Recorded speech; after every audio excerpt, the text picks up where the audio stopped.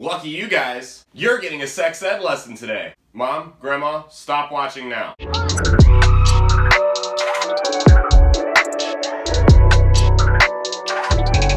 What's up, you bunch of horny freaks? Welcome to the official YouTube channel of the Roads to Freedom Foundation. Welcome back if you've been here before. I'm Caleb Salvatore and I'm better than every single one of you because I got gummy worms. First off, before we start, I want you guys to say hi to Mia. Second off, I want to apologize because I couldn't get Ron Jeremy for a sex ed video.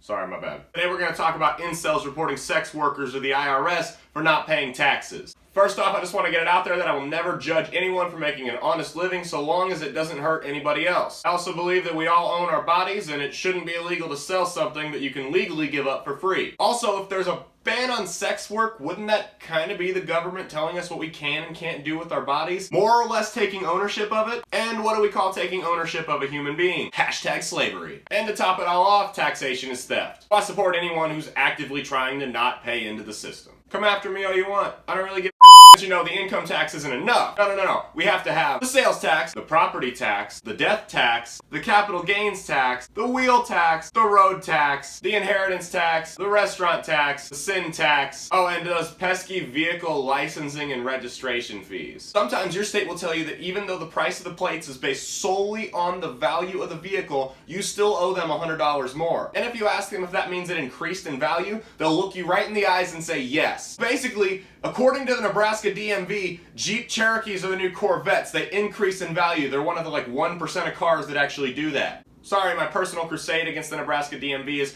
kind of carrying over into my professional life. Excuse me. Fun fact, I was not able to sell it for more than I paid for it, like the Nebraska DMV employee told me. Anyways, I am way off trail right now. More off trail than the latest season of The Walking Dead. By the way, Bernie Sanders should be playing a role as an extra on pretty soon. He'll be the only walker who doesn't need to wear makeup. Oh, back to the 26-year-old pukes who have never been laid and blame society. What one could only assume to be incels are currently reporting cam girls and other sex workers to the IRS for tax evasion. For those of you who don't know what incel means, it means involuntarily celibate. I was an incel once and then I turned 15. Giggity, giggity, giggity. For those of you who don't know what a sex worker is, I would encourage you to leave your conservative Christian bubble for 5 minutes and experience real life. Several mass killings, including a relatively big one in California, and a guy hopping his car up on the sidewalk and running people over in Toronto, can be attributed to incels. Damn gun control meccas. But again, like I've said many times in the past, I don't believe in turning these wastes of space in the ground into martyrs and rock stars, so I'm not dropping their names. You guys can Google that if you really care to find out. On the flip side, the trend of septum piercings and poorly dyed hair can be attributed to sex workers. Anyway, back to incels. They hate women because they're not sleeping with them. Many of them feel they're entitled to sex because they show women common decency and respect. You know, like the kind you'd show a doorman. Many of these individuals are called nice guys. So what they've been doing is accessing premium, Snapchat accounts, webcams, etc., getting the information and then reporting it to the IRS. Whether it's legit or not, we don't know. I mean, they don't have social security numbers or anything like that, but I don't really know how the process works. I ain't no snitch. I've never reported anyone to the IRS, cause mama ain't raised no snitch. The leader of this show, who goes by the name of David Wu, can't confirm if that's real or not, has had screenshots leaked of him kinda trying to hook up with underage girls that he knows are underage. I don't know where we went wrong. The bottom line is, a good percentage of our boys in this country are broken. The reason I say boys instead of men is because they aren't becoming men. They're stuck in that awkward middle school puberty phase. Let me give you some advice, guys. You aren't entitled to anything. You aren't entitled to someone else's money. Looking at you, Bernie. Oh. You aren't entitled to someone else's property. Looking at you, Jeff Sessions. And you certainly aren't entitled to someone else's body. Looking at you, David Boy Wu. Unless you've made a prior agreement to trade one of those things for a service or product, you're not entitled to anything. You have no claim in it, no matter how much of a nice guy you claim to be. I bet this video isn't going the way you expected it so far, huh? I'm a new breed. And for those of you libertarians who are doing this, basically what you're doing is the equivalent of saying, well, I'm an abolitionist, and then reporting people to the slave patrol. Seriously, you guys. Nothing upsets me more than hypocritical clowns who are licking the boot of the same government they claim to hate. You guys would spend half the time you spend on playing video games in your Mountain Dew and Frito-infused basement dungeons and took that time and spent it on self-improvement, maybe, just maybe, you might be able to convince someone to actually want to be around you. You're going to stay in that same cycle of self-destruction. The only way you can snap it is self-betterment. I know I sound like a basic right now. But it's a fact. And for those of you guys that, oh, you've been in a long-term relationship, you don't know. Shut up. I do know. No, because every guy on earth has been an incel at one point in time. Yeah, I don't care how much you slay right now, at one point in time, you were involuntarily celibate. Except Chuck Norris, because he lost his virginity before his dad. We all were. Guys, we don't have the upper hand in this evolutionary thing when it comes to mating. Women are a lot more attractive and take a lot better care of themselves than we do. That's okay. Anyways, what myself and all those other guys, excluding Chuck Norris, did was recognize our serious personality flaws and work on them. I'm not saying I'm going out and getting every girl in the world. In fact, I don't really want that. What I'm saying is that people actually like being around me, not just women, but like other guys want to be friends with me because I'm a decent person. I'm not a piece of shit to blame society for all of his shortcomings. Hold up, because we're about to get deep. What I'll also tell you is your fantasy about being with multiple women is not all it's cracked up to be. Finding a woman who loves and cares about you is a far more fulfilling experience than getting with a bunch of randoms. A lot of those girls will look at you the same way you look at them, a notch in the bedpost. I'm reminded of this quote from the late great Robin Williams in his movie Good Will Hunting. Check it out. If I ask you about women, probably give me a silver, say your personal favorites. You may have even been laid a few times.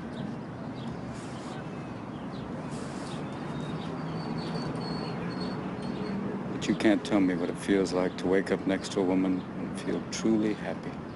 Banging a bunch of chicks like your Kenny Powers will always leave a hole in your heart left to be filled.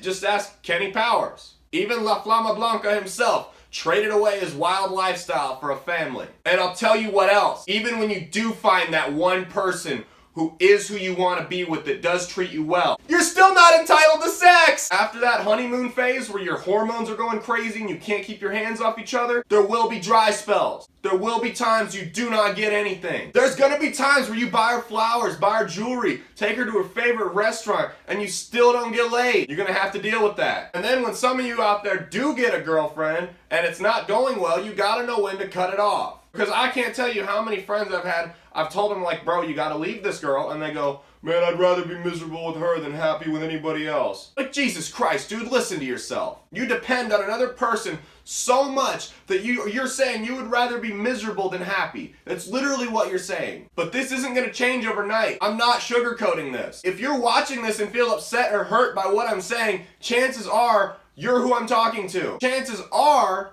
you've turned yourself into a piece of human excrement that needs to improve now. And you probably have a severe porn addiction. Sorry, it's probably true. So it's not gonna come easy. I'm not gonna BS you and tell you that, oh, if you meditate, it's all just gonna take care of itself, because it won't. You're gonna have to make a lot of changes, but it's gonna be a positive change. You're gonna have to change the way you eat, the way you act, the way you exercise, the way you dress. Everything is gonna have to change. Not just around women, but around everybody, around your family, your friends, your pets. Everything. You have to be respectful to everyone. If you're not a caring, loving, and respectful person to others, nobody's gonna want to give it back to you. That includes lashing out at women because they won't date you. That has to stop. A big part of what the R2F is about is entrepreneurship, so this plays in. And a big part of entrepreneurship is getting off your lazy ass and making yourself a better person. Whether that be in your trade, in your personal life, in your relationships, whatever, you need to start improving yourself. Success and intelligence goes a long way. Are you guys who are all, oh, women just get with guys because of how they look, really gonna tell me that Beyonce is with Jay-Z for his looks?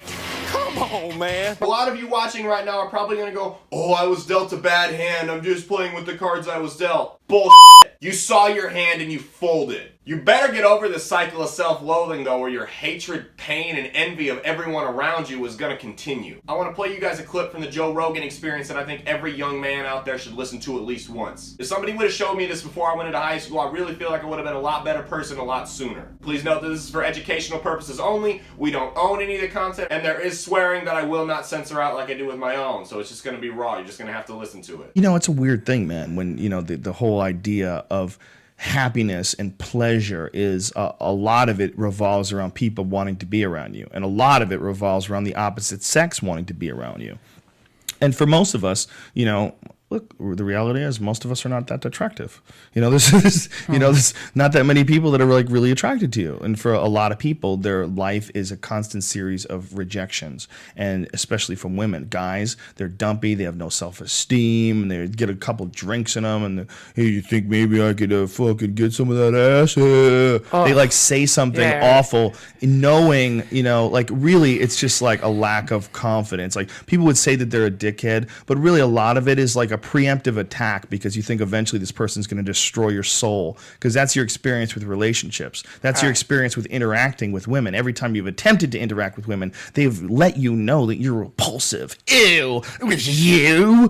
Bah, no thank you. Ew, get away. And that programming just enters into this guy's definition of what a woman is, of what, who you are. You're the person who brings the bad feelings.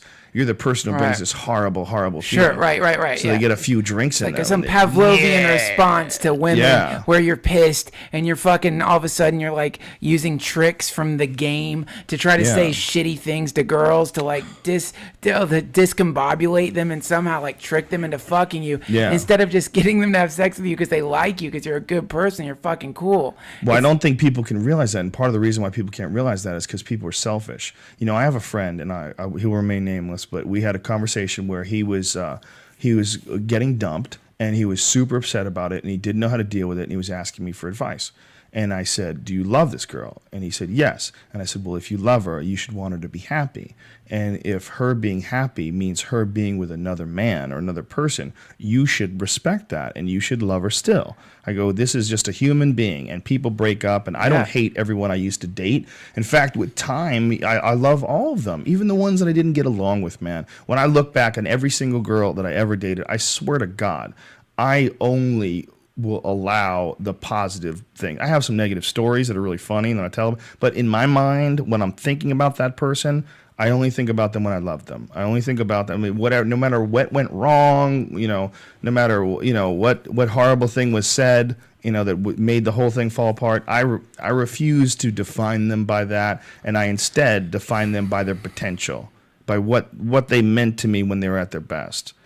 But it's really fucking hard to teach people that, man. It's really hard to over and over again realize when you fall face first into the fucking dirt that your thinking is incorrect and that it's not empowering and you're not helping yourself or anyone else. And in fact, you're devaluing yourself into this person's eyes because you become desperate and you have no personal sovereignty. That's right. A man that can't be with a woman without a woman, when a woman doesn't want to be with a man, is a repulsive thing. We've all seen it, man. It was an episode of Fear Factor we had this week where there was this poor guy, and his wife didn't want to have nothing to do with him anymore. They divorced, and she was fucking, just living her life, and they were still connected because they had a kid together, and she would just mock him openly and publicly, and she had no desire to fuck him again. She was just ready to make fun of him, and it hurts. It hurts watching it, man. It hurts your fucking soul. It cuts into you. You see it and you go, this poor fuck, he doesn't even know. He's just trapped in this horrible pattern. And this person has become a drug dispenser, a negative downer drug. Yeah. This person gives them a depressing drug every time they see them. That's crazy. It's amazing. It's called, the bonds of Maya. That's one name for it, where you get entangled in the illusory aspect of the universe and you don't even realize it. And then you're just fucking in pain, but you're the reason you're in pain. It's so sad, but it's real. And it's like, it's a plague, but it's also kind of cool, man. Those kinds of prisons, thought prisons, are the best prisons to get into because you have the key. You can get out. So hard to get out of it, though. But one of the things is you can't be selfish, because if you are selfish, you always want that person to be with you. And this is what I was saying to my friend. I was like, dude, she does not want to be with you. You have to accept that. Yeah. You have to accept that this is a human being, and if you love this human being, you should want this human being to be happy. Absolutely. And your definition of love is you only love this human being if this human being provides you with the sex drug, provides you with the sex chemical. You can't just accept the fact that she wants the sex drug from someone different. Her genes are compelled to fuck someone different than you. And whether it's because you have personality shortcomings or physical shortcomings, it's not her responsibility. Her responsibility is to go towards what she enjoys and what she's attracted to.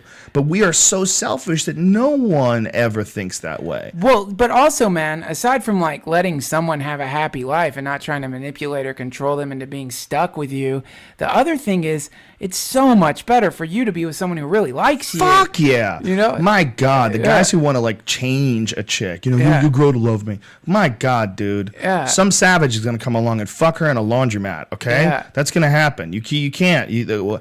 Everyone needs to be extremely attracted to each other. Everyone needs to be extremely, whether it's just attracted to each other's minds, or each other's personality, whether it's physical, whatever it is, there has to be a real, because if there's not, if you don't have that, one of two things is happening. Either you're not putting that out enough, you're not a dynamic enough human, both with your consciousness or with your objectivity or with your love or with your affection or with your generosity. You're not putting out enough. Not working. And if you're not putting that out enough, people don't want to give it back to you. So this beautiful, attractive, healthy, vibrant, generous, loving person won't be attracted to you because you don't want to enhance them. You want to draw and take away from them. And so you rely on wounded animals. And it's just one more wounded animal after another wounded animal. And that's all you ever get. Because that's all you're attracting. You're attracting wounded animals because those are the only ones that are stupid enough to fucking fall into your web. Yeah, that's true, man. And also a lot of those systems, the pickup systems, are designed to trap wounded animals. It's sure, like, exactly. Yeah, so it's like really... You just prey on the vulnerable, and it's only because the value of sexuality it's a value. It's very important. Like you need it. Like it will make you feel better. You know it will. It's your medicine. And I do believe social media also plays a pretty large part in this. And I think this may actually affect women more than men. I'm not sure though. It does affect both, clearly. I think people see these social media couples and all they see are the highlights. Nobody's gonna put Nobody sensible is going to put their dirty laundry out on social media. Oh, we're fighting, I'm sleeping on the couch again. No one's going to post that. Not anybody that you would want to envy. I mean, I'm sure your trailer trash cousins might, but you know what I mean. I saw a video on this on Facebook the other day, and I'll try to find it and link it in the description as well. But people leave perfectly good relationships, perfectly good situations in search of a fairy tale that they're never going to get. What you don't see in those perfect couples are the rough patches. Look, guys. Life is a series of ups and downs. The ups make the downs worth it. That's normal. Anything that's worth it is going to have a healthy sense of skepticism and a couple rough patches. Because if it doesn't, then it's inauthentic. Then you're both faking it. Everyone goes through these things. You're making a major life decision, no matter what that is, you're going to have a healthy sense of skepticism. Man, is this really what I want to do? I really want to buy this house for the rest of my life? Do I really want to marry this girl? Everyone's going to go through that. That's fine. Life would be pretty boring if it wasn't for the ups and downs. I guarantee you nobody out there is, I'm at an 8 when I wake up in the morning, I go to my job, I'm at a 9, and when I see my wife, then I'm at a 10. Nobody out there is like that. If you spend your entire life chasing that constant high, you're going to be in for a lifetime of disappointment. You, me, none of us will be constantly happy. The point of this video was self-betterment. If you took nothing else from it, please, I beg you to take this. If you spend your entire life chasing a constant high, you will be in for a lifetime of disappointment. That's not just with relationships. That's not just with sex. That's with work, with school, with family, with friends, with your kids. If you spend your life chasing that constant high, you will be in for a lifetime of disappointment. I don't know how many times I can stress that, so I'll say it again. If you spend your life chasing a constant high, you will be in for a lifetime of disappointment. I'm not saying settle. I'm saying when situations are good and things seem to be working pretty well, that's probably your sign right there. You guys are looking for these signs from a higher power, and if there is a higher power, it's like, listen, I just gave you like 80 of them. But this is all advice for if you guys can even get past the incel phase. All I'm saying is enjoy the ups and push through the downs. Because you know what? You might as well. It's not like you got anything better to do while you're in your earth body. Thanks for watching, guys. Be sure to click the like and subscribe buttons down below. Also, hit the notification bell. Make sure to find us on Facebook, Roads to Freedom Foundation. That'll be in the description as well. We have an awesome podcast full of great people, Zach, Aaron, and Drea. They also have a lot of kick-ass guests on there. Sometimes I even go on there. You should definitely check that out because they talk about some really cool stuff. They even kind of discuss what we just discussed in this video. They're a little bit more in depth because I had like 15 minutes. They had an hour. So if you like the long form conversation, they're the ones you should hit up. You should still watch my videos because you'll hurt my feelings if you don't. I'm serious. Those people pour their blood, sweat, and tears into those podcasts. They do research throughout the week, right, leading up to it. Just go give them a chance. I promise you're going to like it. Anyways, I really do hope you guys gain something from this video. I know I poke fun a lot, but I love everybody, and I just want everyone to be the best person they possibly can. Because I'm not going to lie, this video was a little tough for me to make. I had to come to terms with a lot of my own flaws while I was making it, or maybe my flaws in the past. But even just in the process of writing, recording, and editing this video, I am a better person. Anyways, see you later, guys. Peace out. Still got my gummy worms, though.